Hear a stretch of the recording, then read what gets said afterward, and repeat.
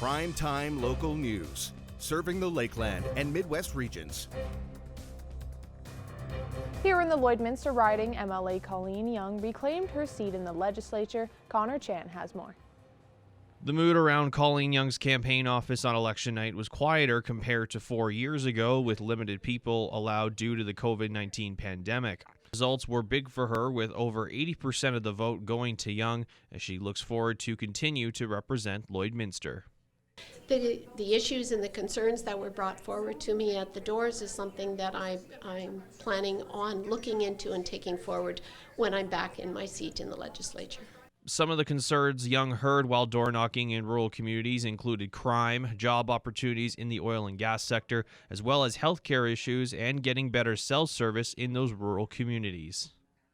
Rural connectivity, our cell tower service with more people doing business from home, including farmers growing their business from home. That's something that needs to continue to be worked on for this area. Despite the majority of the vote going to Young, she commends her opponents and their efforts during this election. For them to put their names forward and stand out there in public and, want to represent the people of this constituency is good on them. The big focus throughout the campaign was getting the Saskatchewan economy back on track, and it's something Young and the rest of the Saskatchewan Party want to continue to focus on. I'm glad that we're able to get back to that work as a majority government and make some good decisions to push the economy forward and the recovery of our province through this pandemic. Biggest push was to get the economy recovered to the point where 100% of our people back to work. Our businesses, small and medium-sized business, are able to, keep their employees and, have revenue coming in the door. And I think that's what's really important in this recovery from a pandemic at this point in time. Connor Chan, Primetime Local News. Colleen Morrell Henning of the NDP was the second-place finisher in the Lloydminster riding. Jace Mackey has her reaction to the results. It was the battle of the two Colleens here in the Lloydminster riding, and Colleen Morrell Henning took 11% of the preliminary vote compared to the Sask Party's Colleen Young with 83%. Henning says she's still grateful for the opportunity to run. I met so many wonderful people. I got a chance to talk to people in Lloydminster and find out what they wanted, what they were passionate about, what they would like to see change. This campaign was unusual. Taking place during a global pandemic made it challenging, especially for first-time candidates. There were places you couldn't even go into that I remember going into with our candidate 4 years ago. Seniors centers, the nursing homes, things like that. We couldn't go into places, really. You could door knock and you couldn't hold rallies, you couldn't hold events, you couldn't go to the fall suppers. While the Sask Party won a majority government and won big here in Lloydminster, Henning says she still believes people want to see some changes be made. People want to look at something that will stabilize the economy here for the future and look at other forms of revenue, other forms of energy, and how we could become part of the future. That's an example. Seniors, I talk to a lot of seniors on the doorstep who have concerns about the way medical care has been going in Saskatchewan. They want to see that change. I still want to see that change for them. And, that's something that Colleen Young will have to be thinking about. Henning says she'll be busy working as a teacher and dealing with remote learning, but in 4 more years, you may see her name on the ballot again. Jace Mackey, Primetime Local News. Steve Gessner, the Buffalo Party candidate in the Lloydminster riding, was unsuccessful in his bid for election this year. This was Gessner's first time running, and he says that this campaign has helped him get a bigger understanding of what provincial politics look like. It was a very large, very quick learning curve. Didn't expect the amount of workload that it was going to be. Of course, with the party being as new as it is, we didn't have the organization to run such a campaign, but considering that, we've done extremely well. Gessner also mentions that even though the Buffalo Party wasn't as successful as they had hoped this year, they aren't letting up yet. This organization is that new that we're not done. This is just the beginning. We know that this province, the people of the province of Saskatchewan, want change. They need to have a government that is accountable to them. And at this point, they just weren't quite ready to make that switch. He adds that he wants the Sask party to hold the federal government more responsible for the next 4 years. Saskatchewan Party candidate Jeremy Cockrell won the Battlefords riding in the 2020 provincial election last night. This is the third election win for the Saskatchewan Party in the Battlefords since Herb Cox was in the seat for the last 2 elections. Cockrell believes another 4 years with the Saskatchewan Party's government is best considering their past record. I think we have clearly the best plan for this province. Our record is strong in terms of growing the economy of this province and making investments that Saskatchewan people are looking for in our public services. So, another 4 years of a Saskatchewan Party government, I think, is great news for this province and great news for the Battlefords as well.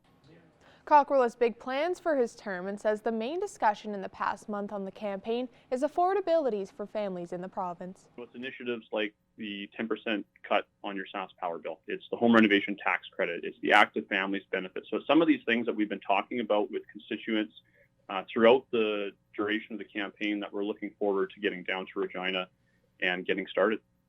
The Saskatchewan Party won the election throughout the whole Northwest area.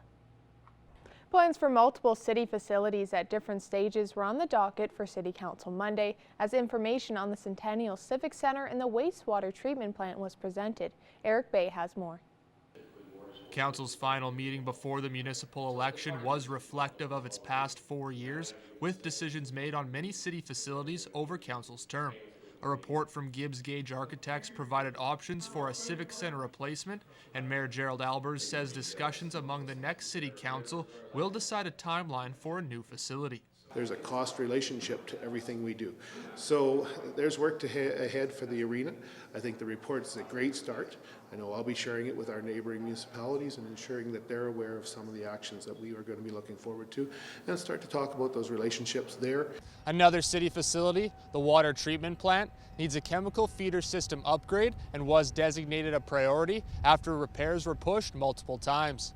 Trying to ensure that we get everything timed right, get all the pieces together, and certainly it came forward that it's been a long time since some repairs and upgrades have been done. The city is looking for $1.9 million in funding for the project from the Alberta Municipal Water Wastewater Partnership Program, with the remaining $1.4 million coming from the city.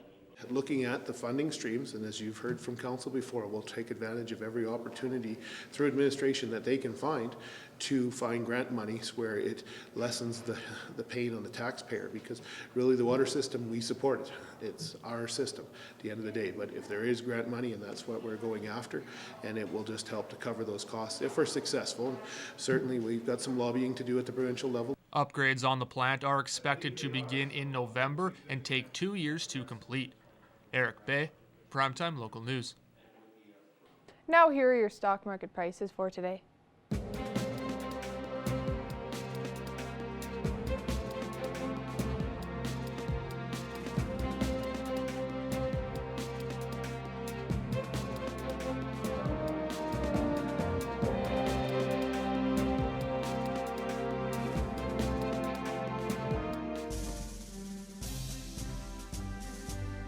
Today's oil prices are brought to you by First General Services.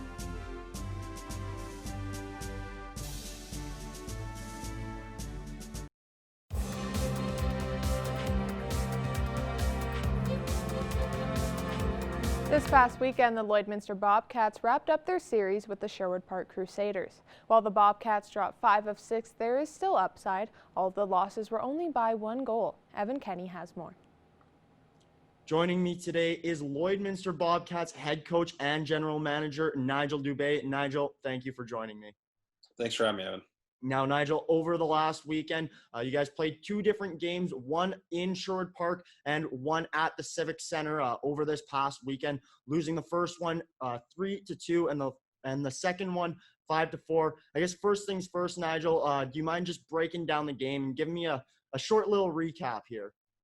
Well, I thought Friday up in Sherwood Park, I thought it was a pretty vanilla game. I didn't think there was a whole lot of excitement and energy to it, especially considering how the first 4 played out. But it was one of those. I think it was both sides.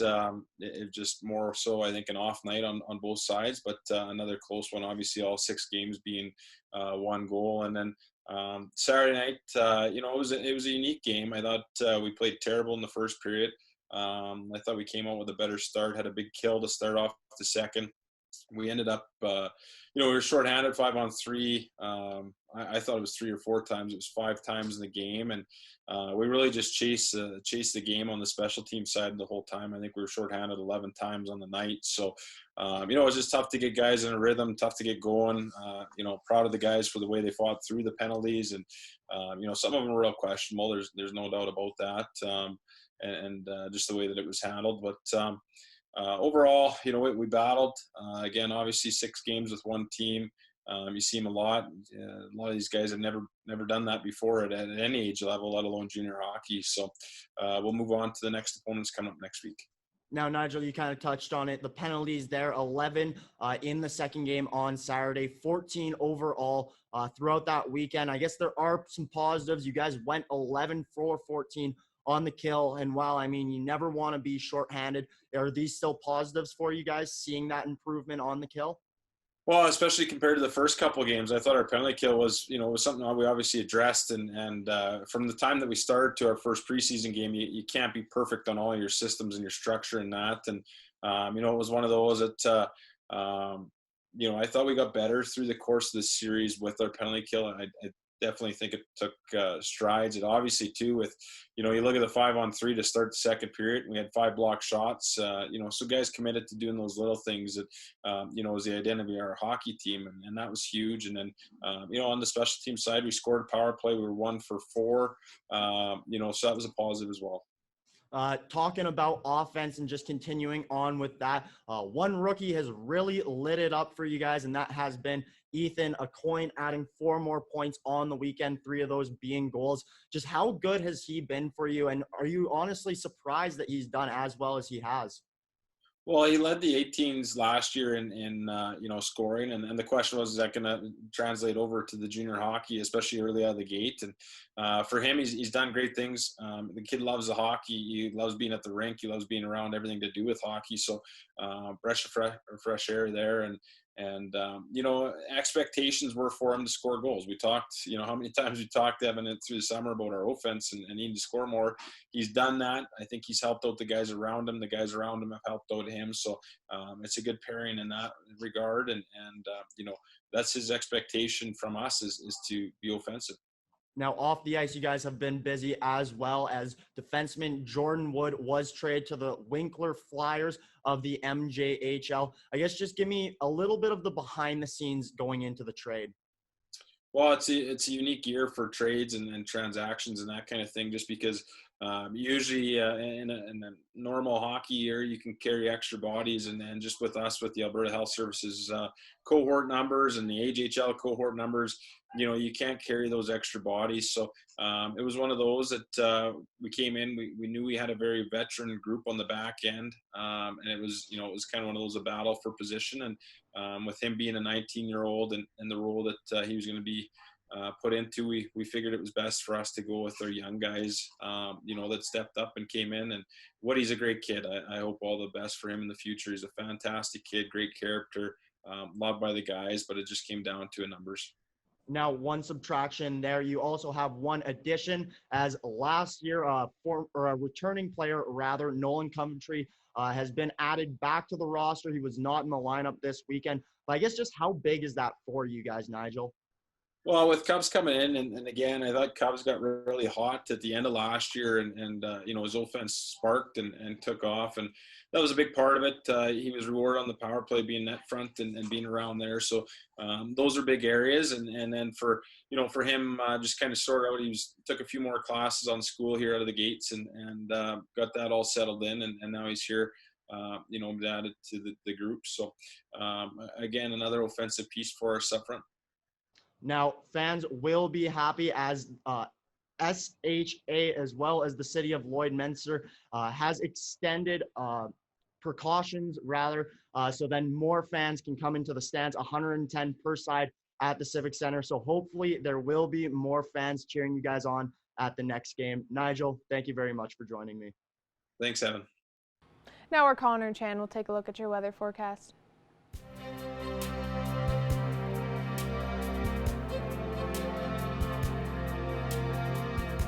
All right, thanks a lot, Jasmine. Looking at temperatures right now, still sitting at 7 degrees right now. We've seen lots of warm temperatures throughout the day. Of course, today was the day we expected to be one of the warmest out of the week here, but we're still expecting some positive temperatures over the next couple of days here. Taking a look at Edmonton, 6 degrees, 8 out in Edson, Rocky Mountain House in Jasper. We see 10 in Red Deer and 9 out in Whitecourt, with 8 degrees also in Meadow Lake and Cold Lake as well. 8 degrees in Prince Albert, 10 in Saskatoon as well, with 9 in North Battleford, and then 6 right now in Melford. Looking up north right now, a little bit cooler in some areas and fairly colder in areas like Uranium City and Stony Rapids, sitting at -9 and -7 there, and then -2 in La Ronge, La Loche, Buffalo Narrows, and Flin Flon as well. Wollaston Lake sitting at -6 degrees. And we look at northern Alberta, there's some areas that are fairly warm, looking like Grand Prairie at 9, with Peace River at 8, with Slave Lake sitting at 4 degrees, and -2 in Fort McMurray and in High Level as well. Take a look at southern Alberta. Now we get back to that reputation that southern Alberta has some fairly warm temperatures. As we see there, Medicine Hat at 10 degrees, 13 degrees in Calgary, with 12 in Coronation, 7 in Lethbridge, and then 1 degree right now out in Banff. Looking over in southern Saskatchewan right now, 12 degrees, in Moose Jaw, with 11 in Regina, 12 in Kindersley, and then 8 in Swift Current, with 5 in Yorkton, and then 7 degrees out in Estevan. Now, as we look across the rest of the country, a little bit colder as we go out east compared to what we see out here in Saskatchewan and Alberta. -1 in Quebec City and Winnipeg, with some cloud coverage. 4 you see in Toronto, St. John's, and Halifax as well. We also see, of course, 6 in Edmonton. Of course, there could be some more rainfall along the way here in the next little bit here. 8 degrees out in Vancouver, with -8 up in Yellowknife, and then -1 in Whitehorse. Now, as we look at temperatures heading into tomorrow, we will cool off fairly a bit here, but still pretty warm nonetheless, as we don't have that major wind chill that is going to play a factor there. And of course, we've been in the pretty low minuses to start the mornings now for the last little bit here. So 3 degrees for us here in Lloydminster tomorrow, as well as in Marwayne and Bonnyville. Cold Lake at 2 degrees tomorrow. Provost, Immaculate both at 6 degrees, with 4 in Vermilion, St. Paul, and Lac La Biche, 5 in Bakerville for tomorrow. Taking a look out in Saskatchewan really quickly here. 3 in Maidstone and North Battleford, with 2 in St. Walburg, and then 1 in Green Lake and Meadow Lake, and then -1 up in Isle La Crosse. So here's a look at what we could see over the next 7 days here. There's a possibility we could get some more snow and rain mixes there. Thursday, it could happen mostly in the evening. That carries over into Friday with that high of 2 degrees, as well as a 2 on Saturday there. And then we warm up again with that high on Sunday at 8 degrees. And we have a nice, clear, sunny day on Monday with that high of 10 degrees. And then 6 on Tuesday with some cloud coverage to follow that. As we look at the averages, we're averaging around 5 degrees for our daytime highs and averaging around -5 for our daytime low. Let's look at your weather for now. We'll have more prime time local news coming up after the break.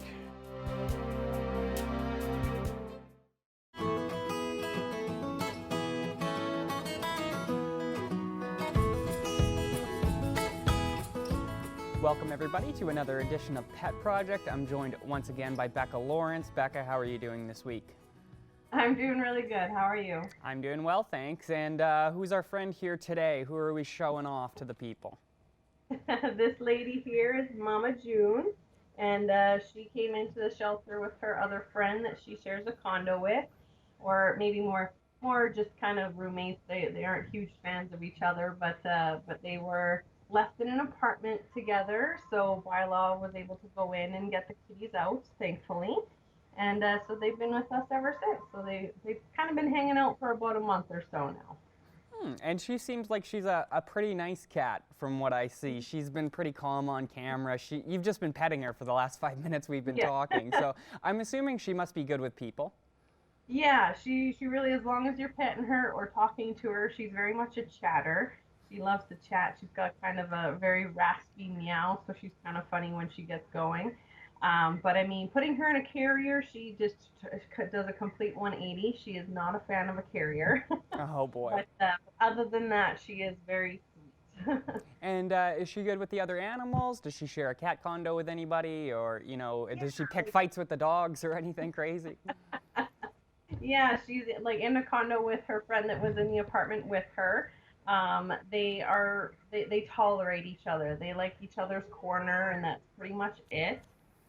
They're not bunch of cuddly with each other kind of cats. But so yeah, I think if we put her in with another kitty, she probably wouldn't like it all that much.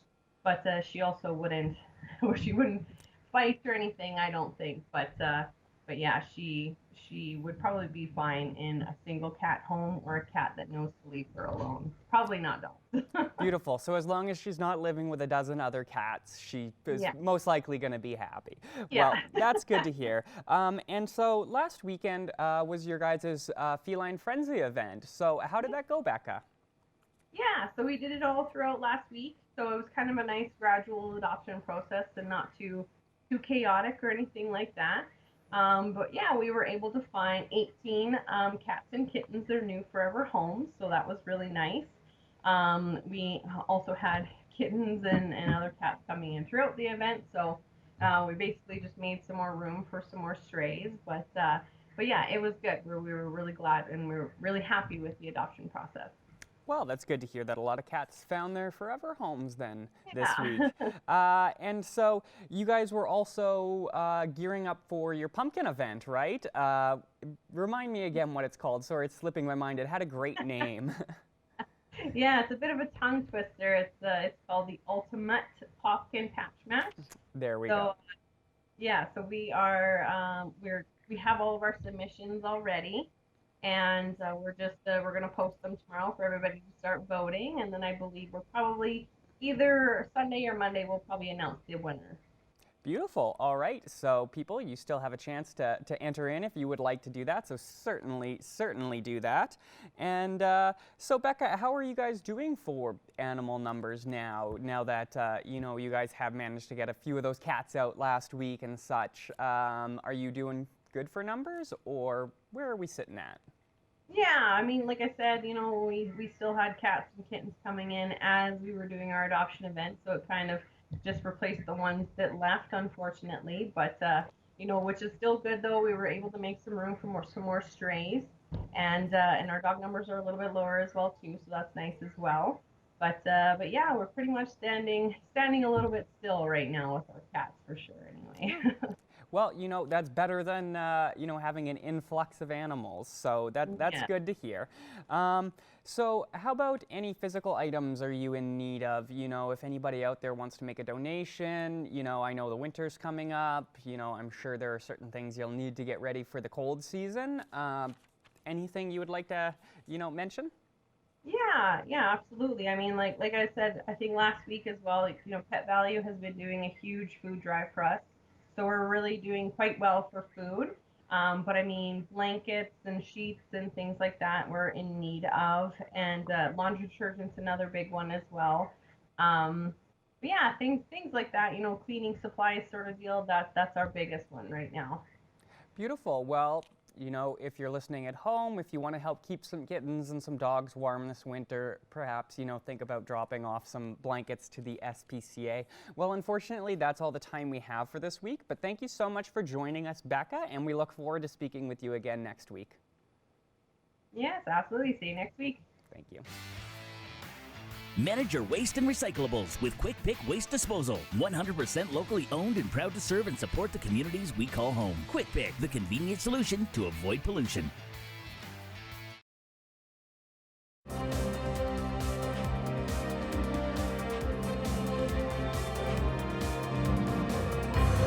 Well, joining us today is Dr. Gene Walron, the president of the Sickle Cell Foundation of Alberta. Dr. Walron, I want to start with just you giving a little bit of background on the Sickle Cell Foundation itself and a little bit of the science behind what exactly is this disease. Okay, our organization was founded in 2002 by two young people who were attending the University of Alberta at that time. And it is set up primarily to help educate stakeholders and the community at large about sickle cell anemia. It's also to advocate for the needs of sickle cell patients and also to sort of create awareness. So our three prongs are education, awareness, and support. Sickle cell anemia was discovered in 1901 by a young man who was studying dentistry in Chicago.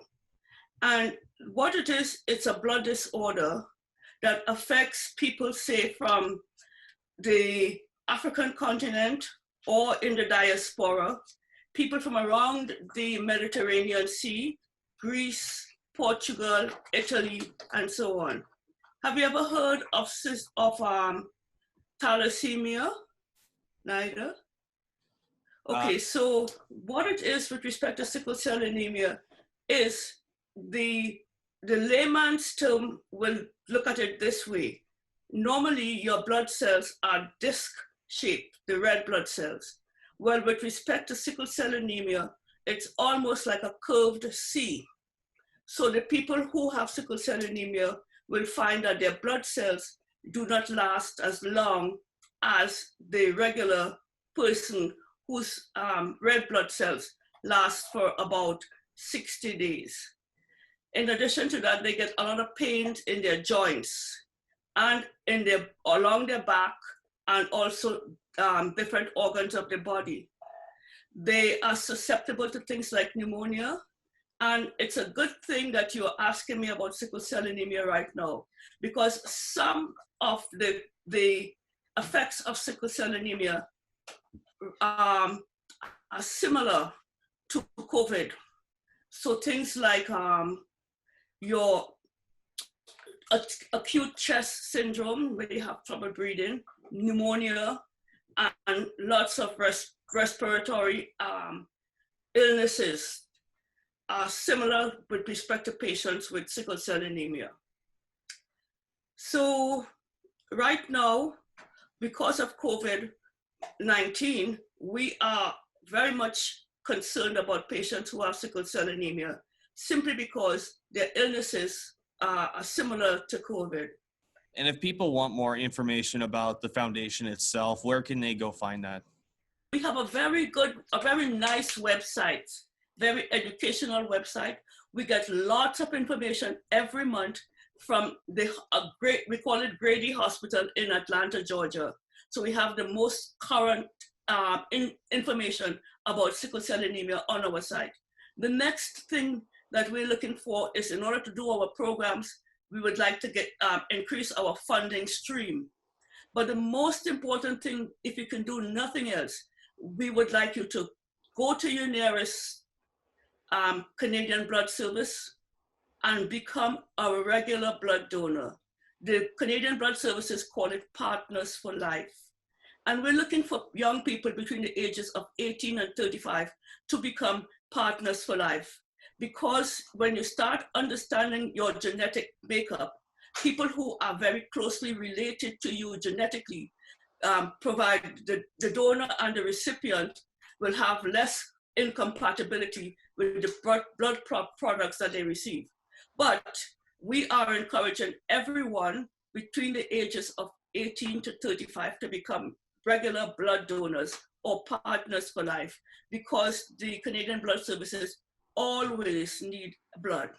And when you visit our website or you call in to become a regular blood donor, tell them that you're donating this blood for sickle cell patients. What they do with the blood is they give it a number, and then we can know that it is for sickle cell patients. It's very important, because if you have to get 8 pints of blood every 3 to 8 weeks, sometimes we have to go outside of Alberta to get this blood. What we are striving to do is to have Alberta become a blood donor, or have extra blood that they can give out to other different provinces or countries, as opposed to having to go out to look for blood for the patients here. Well, Dr. Walron, I really appreciate your time, and thank you so much for joining us today. All right, taking one last look here at your weather forecast. 3 degrees for both Wednesday and Thursday. We could see some showers tonight, as well as showers later on in this week on Thursday, Friday, with that rain-snow mix there. More so on Thursday overnight, heading into Friday, as we could see a higher chance of rain and snow coming in that way. So 2 degrees on Saturday, and then we warm up on the Sunday, Monday, as we see 8 degrees with mostly clouds, but a little bit of sun as well, and then clear skies expected there Monday with that high of 10 degrees. And then we see 6 degrees on Tuesday as well. As we look at our averages, we usually average around 5 degrees for our daytime high and averaging around -5 for our daytime lows. So we're still going to have some fairly nice temperatures over the next couple of days. It's just Sunday and Monday we'll have fairly warmer days. Thanks for joining us on Primetime Local News. Have a great night.